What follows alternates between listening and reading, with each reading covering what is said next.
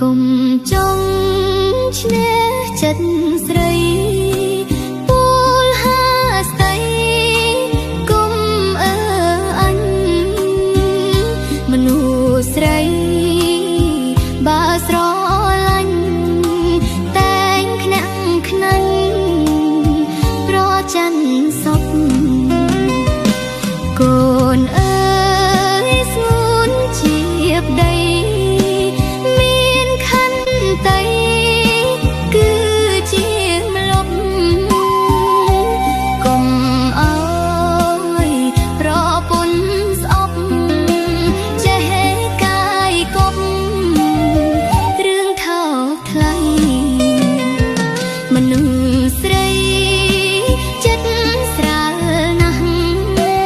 អារម្មណ៍ខ្លាំង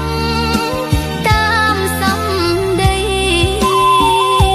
សរសើរលួចច្អ